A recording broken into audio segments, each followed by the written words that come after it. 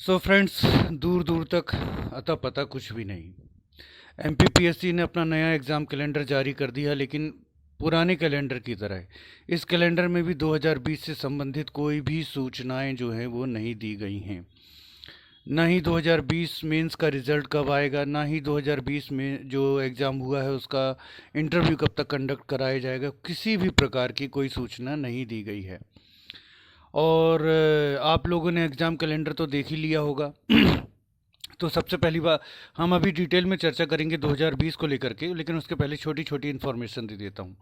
तो 2021 का जो एडिशनल मेंस है वो आपका जो है वो पोस्टपोन कर दिया गया है। पोस्टपोन कर दिया गया है, वो होने को जा रहा है जुलाई में।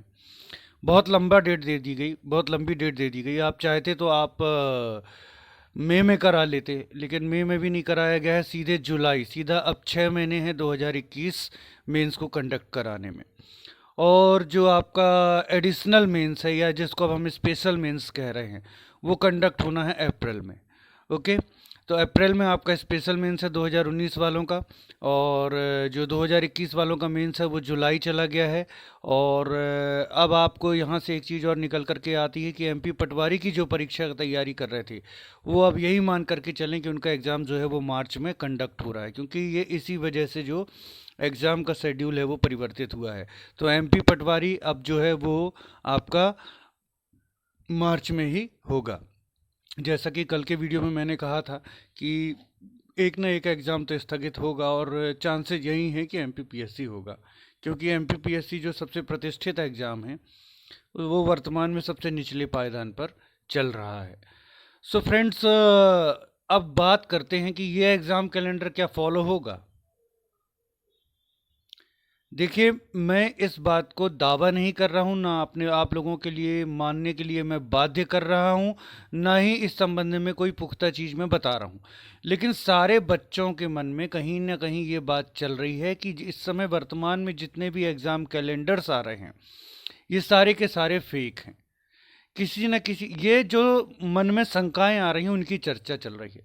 सारे के सारे जो एग्ज़ाम कैलेंडर्स हैं वो फेक हैं, और गवर्नमेंट किसी तरीके से एग्ज़ाम के जो टाइम बढ़ा बढ़ा करके जो टाइम पास कर रही है, किसी भी तरीके से वो इस एग्ज़ाम जो इलेक्शन ईयर है उसको पास करना चाहती है गवर्नमेंट।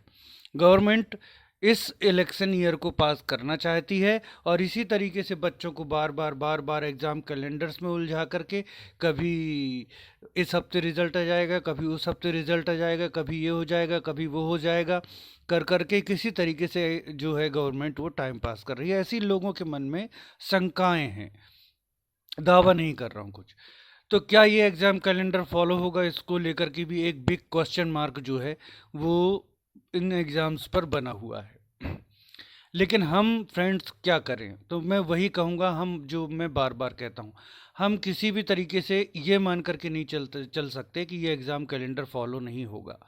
जो हमको एग्ज़ाम की तिथियां दे दी गई हैं, हमको उन तिथियों को मानते हुए बराबर तैयारी करते रहनी होगी, क्योंकि यदि एग्ज़ाम हो जाते हैं तो फिर बहुत बड़ी चूक हो जाएगी, और अगली वैकेंसीज़ जो है वो ना जाने कब आएंगी, और ये वैकेंसी आपके हाथ से निकल जाएगी। सो आप लोगों को बिल्कुल तैयार रहना है। एग्ज़ाम कैलेंडर्स में जो भी डेट्स दे दी गई हैं, एमपी पटवारी एग्ज़ाम मार्च में होगा, जो स्पेशल मेंस है वो 19 का वो आपका अप्रैल में होगा, और जो जो आपका जुलाई में है वो आपका 21 का मेंस होगा। तो इसकी तैयारी आप इनकी एग्ज़ाम्स के अकॉर्डिंग जो है वो करते रहिए। अब बात आती है 2020 को लेकर के। तो 2020 का अगेन कुछ भी अता पता नहीं है, गुमशुदा है 2020 का पूरा एग्ज़ाम। जैसे 2020 कभी कंडक्ट हुआ ही नहीं, 2020 वाले बच्चे इस दुनिया में हैं ही नहीं। क्यों ये 2020 वाले बच्चों के साथ टारगेट किलिंग की जा रही है, समझने से परे है। बिल्कुल समझ से परे है कि 2020 वाले बच्चों को क्यों बलि का बकरा बना करके उनकी टारगेट किलिंग हो रही है, जब सारे एग्ज़ाम्स दे रहे हो आप, सारे के सारे। अब इस संबंध में इस बार भी कुछ भी नहीं है, न 2020 का आपका मेंस रिजल्ट की डेट है, न इंटरव्यू की डेट है। पुराने एग्ज़ाम कैलेंडर के बाद छात्रों ने मैंने मूवमेंट भी किया था, तो वहाँ भी हमारी 3 मांगें पूरी हुई, लेकिन 2020 का कुछ नहीं हुआ। उस मूवमेंट में बच्चे भी बहुत कम पहुंचे थे, 20 बच्चे थे हम, लेकिन हम लोग 5 घंटे खड़े रहे। जो लोग बोलते हैं कि जी जी करके चले आए, हम वहाँ 5 घंटे तक नहीं हटे 150 पुलिस वालों के सामने। हम लोगों को बार बार हटाया जा रहा था, आप तो आए भी नहीं, आप तो, आपका तो अता पता भी नहीं था, आप किस अधिकार से लोगों को बोलते हैं जो वहाँ 5 घंटे खड़े रहे 150 पुलिस वालों के सामने, 20 बच्चे जिनकी ताकत आप लोग बन सकते थे, आप आए नहीं और ऊपर से कुछ कह रहे हैं। खैर छोड़िए। तो फ्रेंड्स, मूवमेंट हुआ, उसके बाद बच्चों ने जो है नॉन स्टॉप कॉलिंग अभियान और ईमेल अभियान भी चलाया पीएससी में। पीएससी का कहीं ना कहीं हम दर्द समझने लगे जब उन्होंने ये कहा कि भाई इस पर एक रिट पिटीशन है, इंटरिम ऑर्डर है कि 14% पर रिजल्ट दीजिए। ठीक है, 14% पर आज रिजल्ट जारी कर सकते हैं, तो लेकिन वर्तमान परिस्थितियों को देखते हुए मुझे मालूम है 14% पर रिजल्ट आएगा तो बहुत बड़ा बवाल मचेगा। ऑनरेबल हाई कोर्ट का जो भी जजमेंट आएगा उस अकॉर्डिंग जो फार्मूला बनाएगा 8713 वो सबसे अच्छा फार्मूला है, और उसी पर रिजल्ट दे दिया जाए। फिर जैसा फाइनल जजमेंट आए वैसा रिजल्ट जो है वो अंतिम रूप से जारी किया जाए, ये सबसे अच्छा तरीका है। तो एमपीपीएससी की बात में कहीं ना कहीं हमको लगा दर्द है, सच्चाई है। जितनी आत्मीयता से उन्होंने छात्रों से बात की, अध्यक्ष महोदय ने भी बात की, ओएसडी ने भी बात की, सभी ने बात की, और उन्होंने एक बात और कही जो मैं आपको कहीं भी इन चीज़ों का दावा नहीं कर रहा हूँ, आप लोगों को ऐसा करके मैं वीडियोस नहीं बना सकता हूँ इसलिए, लेकिन आप लोगों को यकीन करना हो तो करिए। उन्होंने सारी रिकॉर्डिंग्स है लेकिन वो भी हम सार्वजनिक नहीं कर सकते नियमों के तहत। उन्होंने कहा कि मैंने एक वीडियो बनाया कि यदि इंटरिम ऑर्डर है तो 2019 में पहले भी आपको दिशा निर्देश दिए जा चुके हैं कि आप 27% पर रिजल्ट जारी करना चाहते हैं कर दीजिए, लेकिन आपकी अंतिम चयन सूची हमारे जो फाइनल जजमेंट से विपरीत नहीं होनी चाहिए। तो वही रेफरेंस आप 2020 की जो रिट पिटीशन है उसमें दीजिए। ये वीडियो मैंने बनाया, बच्चों ने एमपीपीएससी को वीडियो टैग किया, तो वहाँ से जो जवाब आया वो आया कि भाई हम कई बार एडवोकेट जनरल्स को बोल चुके हैं, एडवोकेट जनरल नहीं रख रहे हैं ये पक्ष, तो हम क्या करें। ये एमपीपीएससी का जवाब था। सोचिए, एमपीपीएससी जिस पर भर्ती प्रक्रिया कराने की जवाबदारी है वो इस तरीके से हाथ खड़े कर रही है। लेकिन चलिए, हमने उनकी बात को मान लिया। फिर बच्चों ने एडवोकेट जनरल को यहाँ से कॉलिंग अभियान किया, तो एडवोकेट जनरल क्या कहते हैं, आज तक हमसे विधिक अभिमत लेने कोई आया ही नहीं। जब विधिक अभिमत लेने कोई आया ही नहीं तो कैसे उन्होंने कहा होगा कि आप ये रेफरेंस जो है 2019 का 2020 की रिट में भी दीजिए। तो मैं आपको ये समझाना चाह रहा हूँ कि कितने बड़े स्तर पर छात्रों के साथ खिलवाड़ हो रहा है, कितने बड़े स्तर पर। वहाँ से एमपीपीएससी कहती है अब देखिए कि यदि हम 14% पर रिजल्ट जारी कर देंगे तो सरकार हमको जारी नहीं करने देती, और यदि हम 27% पर देते हैं तो इंटरिम ऑर्डर है। इंटरिम ऑर्डर 1 सेकंड में अलग हो सकता है यदि उसका रेफरेंस दे दिया जाए 2020 की रिट पिटीशन में। तो एमपीपीएससी कहती है कि हम एडवोकेट जनरल को कह रहे हैं, वो रख नहीं रहे पक्ष। एडवोकेट जनरल कहते हैं कि आज तक हमसे एमपीपीएससी ने कोई विधिक अभिमत ही नहीं लिया। तो 2020 में 7,411 बच्चे लटके हुए हैं, लेकिन किसी को उनकी सुध नहीं है।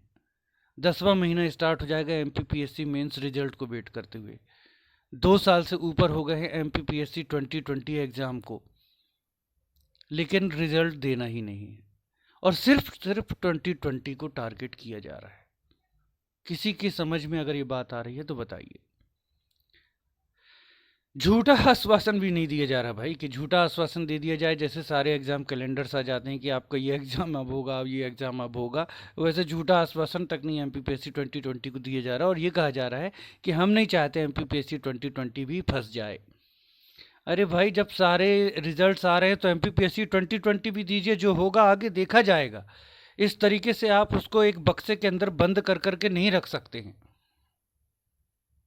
बच्चे फ्रस्ट्रेट हो चुके हैं। बहुत दुखद खबर आई, कल फिर एक बच्चे ने, कल या आज फिर एक बच्चे ने फांसी लगा करके आत्महत्या कर ली। मैं कितने वीडियोस बच्चों के लिए बना चुका हूँ कि बेटा ऐसे कदम मत उठाइए, मत उठाइए, इससे अच्छा छोड़ दीजिए एमपीपीएससी और जाइए ज़िंदगी के बाकी रास्तों की तलाश कीजिए। आपने अपनी ज़िंदगी को में कुछ बनने के लिए, कुछ हासिल करने के लिए, मतलब ज़िंदगी को बेहतर बनाने के लिए एमपीपीएससी को चुना था, ना कि एमपीपीएससी के लिए ज़िंदगी को दांव पर लगाने का संकल्प लिया था। आपकी ज़िंदगी बहुत बड़ी है, आपकी ज़िंदगी आपके परिवार की है, आपके माता पिता भाई बहनों की है। कैसे आप लोग ये सब। एनीवे, सो फ्रेंड्स, अब आगे क्या करना है बता दीजिए आप लोग। पिछली बार जब आंदोलन की डेट रखी तो बहुत बच्चों ने कहा सर 2021 जो एमपीपीएससी मेंस है वो सर पर है, और ऐसे में आंदोलन करने का टाइम किसी के पास नहीं है। मैंने सिर्फ 50 बच्चों की आप लोगों से मांग की थी कि यदि आप 50 बच्चे एकत्रित हो जाएंगे तो हम एक बहुत बड़ा प्रदर्शन जो है एमपीपीएससी के समक्ष करेंगे 2020 मेंस रिजल्ट की मांग को लेकर के। अब 2021 का मेंस जुलाई चला गया है, 2021 का मेंस जुलाई चला गया है, तो अब आप लोगों के क्या विचार हैं। यदि 50 बच्चे भी एकत्रित हो जाते हैं तो 2020 एमपीपीएससी मेंस रिजल्ट की मांग को लेकर के हम एक प्रदर्शन करेंगे। यदि आप लोग आने के लिए आप लोग कब तैयार होगे बेटा। अब तो 2021 का बर्डन भी नहीं है ना, है नहीं है अब। लेकिन आप कहेंगे हमारा पटवारी एग्जाम है, कोई ना कोई एक एग्जाम ऐसे बना ही रहेगा। एक दिन की बात है, यदि आप एक दिन साथ देने को तैयार हैं प्रदर्शन के लिए, आप 50 बच्चे अगर आप बोलते हैं कि हम आने के लिए तैयार हैं, तो एक बहुत बड़ा प्रदर्शन हम एमपीपीएससी के समक्ष करते हैं। साथ में बच्चे अब जो है माननीय न्यायालय के संज्ञान में लाने के लिए अपनी जो परेशानियां हैं वो माननीय न्यायालय के संज्ञान में आए, उसके लिए लेटर अभियान शुरू करने वाले हैं। माननीय न्यायालय को वो लेटर प्रेषित करने वाले हैं कि एक ही एग्ज़ाम में 2 दिशा निर्देश चल रहे हैं और हमारे साथ ये सब कुछ हो रहा है, क्यों हो रहा है। तो आप लोग भी इस मुहिम का हिस्सा बनिए। माननीय न्यायालय के समक्ष जो है वो माननीय न्यायालय को लेटर प्रेषित किए जाएंगे, और मूवमेंट में अगर आप हिस्सा बनना चाहते हैं तो मूवमेंट का group link MPPSC real aspirant करके है, वो मैं डिस्क्रिप्शन बॉक्स में दे दूंगा, आप लोग सब ज्वाइन कर लीजिए एमपीपीएससी रियल एस्पिरेंट। इसमें हम 2020 के लिए आगे क्या करना है ये रणनीति जो है उसको बनाने की कोशिश कर रहे हैं। फ्रेंड्स, एक बात कि ये मुझे भी लग रहा है कि इलेक्शन ईयर है, जैसे तैसे पास हो जाए इसके प्रयास चल रहे हैं। 2024 भी आ जाएगा लेकिन एमपीपीएससी 20 का कुछ अता पता रहेगा नहीं। तो मेरा आप सबसे विनम्र अनुरोध है, एक दिन का समय निकालो बेटा, एक दिन का समय निकालो, एमपीपीएससी चलते हैं और 2020 में जो हमारी परेशानियां हैं वो रखते हैं। साथ में माननीय न्यायालय के संज्ञान में लाने के लिए कि एक ही परीक्षा प्रणाली में 2 दिशा निर्देश जो हैं वो चल रहे हैं, एक लेटर अभियान जारी कर रहे हैं। लेटर का प्रारूप क्या होगा वो ग्रुप में डाल दिया जाएगा, आप लोग ग्रुप ज्वाइन कर लीजिए एमपीपीएससी रियल एस्पिरेंट ग्रुप। और उसमें सभी को जो माननीय न्यायालय में chief justice MP honourable justice Sheel Nagu, honourable justice Virendra Singh ji को इस बात से अवगत कराना है कि एक ही एग्जाम में 2 दिशा निर्देश चल रहे हैं जो कहीं से भी न्याय संगत नहीं है, कृपया इसका निराकरण किया जाए। क्योंकि ऑनरेबल जस्टिस जो होते हैं उनको स्वयं संज्ञान से भी समस्याओं को हल करने की पावर होती है, लेकिन ना तो अभी तक ऑनरेबल जस्टिस ने इस पर स्वयं संज्ञान लिया है, और एमपीपीएससी के अकॉर्डिंग ना तो एमपीपीएससी के अकॉर्डिंग एडवोकेट जनरल ने ना ये पक्ष रखा है। तो अब हमको ही इसके लिए आगे बढ़ना पड़ेगा। सो फ्रेंड्स, सबसे पहली बात, कितने बच्चे सहमत हैं कि आंदोलन किया जाए। सहमत मतलब आपको आना पड़ेगा आंदोलन में। तो कितने बच्चे आंदोलन में आने के लिए तैयार हैं। यदि बड़ी मात्रा में आपके यस कमेंट्स आते हैं तो अब आंदोलन करेंगे। अब एमपीपीएससी 21 का बर्डन भी नहीं है कि आप आंदोलन में ना आ सकें। दूसरी बात, ग्रुप ज्वाइन कीजिए, MPPSC real aspirant group join कीजिए, और लेटर अभियान कैसा है और जो भी अभियान चलेंगे उसमें भागीदार बनिए। तीसरी बात फ्रेंड्स, सभी को लेटर भेजना है। कहाँ कहाँ लेटर भेजना है? Chief justice of MP, honourable chief justice of MP, honourable justice Sheel Nagu, honourable justice Virendra Singh ji को लेटर भेजना है, जीएडी को लेटर भेजना है, एमपीपीएससी को लेटर भेजना है। ओके फ्रेंड्स, अब ये लेटर अभियान चलेगा क्योंकि कॉल्स तो अब उन्होंने उठाना ही बंद कर दिए, ब्लॉक करते जा रहे हैं वो एक तरफ से। सो फ्रेंड्स, कमेंट कीजिए कि जो बच्चे आंदोलन में अब आएंगे, क्योंकि अब आपके ऊपर 21 एमपीपीएससी मेंस का बर्डन नहीं है। तो जो बच्चे आएंगे प्लीज़ यस कमेंट कीजिए, तो हम फिर से एक आंदोलन का प्रयास करते हैं। Okay friends, thanks for watching.